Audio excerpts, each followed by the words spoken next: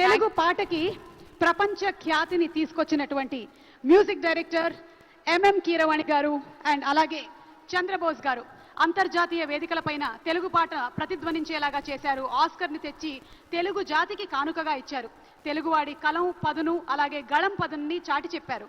తెలుగు సినిమాకి మొట్టమొదటి ఆస్కర్, ఒక భారతీయ ప్రాంతీయ భాష సినిమాకి మొట్టమొదటి ఆస్కర్.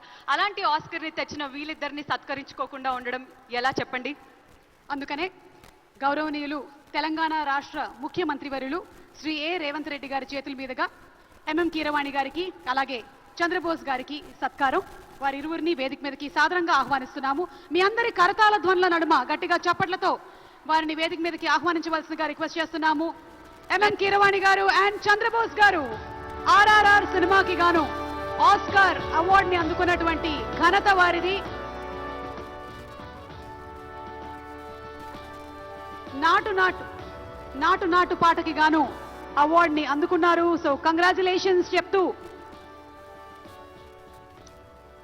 సీఎం గారి చేతుల మీదుగా, సీఎం ఏ రేవంత్ రెడ్డి గారి చేతుల మీదుగా వారికి ఫెలిసిటేషన్.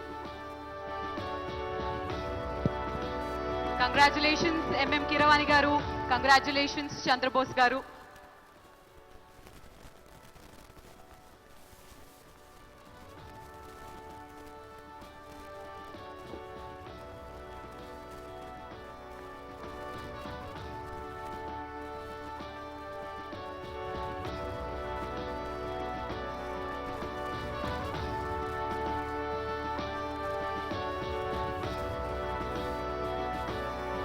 నాటు నాటు ప్లే అవుతే నాకు తెలిసి ఈ సభలో ఉండేటువంటి సగం మంది లేచి డాన్స్ చేసేస్తారు. మా చంద్రబోస్ గారిని మాట్లాడవలసిందిగా రిక్వెస్ట్ చేస్తున్నాము. అందరికీ నమస్కారం.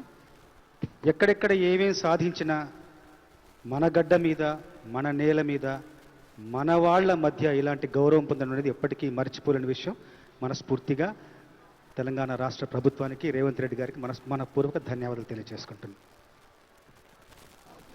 అందరికీ నమస్కారం అండి. గద్దర్ గారి పేరు మీద నిర్వహిస్తున్న ఈ అవార్డు ప్రధానోత్సవంలో గౌరవనీయులు ముఖ్యమంత్రి రేవంత్ రెడ్డి గారి చేతుల మీదుగా, అట్లాగే ఉప ముఖ్యమంత్రి భట్టి విక్రమార్క గారి చేతుల మీదుగా అందుకుంటున్న ఈ పురస్కారం బాసర సరస్వతీదేవి ఆశీర్వచనంగా భావిస్తూ అందరికీ ధన్యవాదాలు, శుభాకాంక్షలు.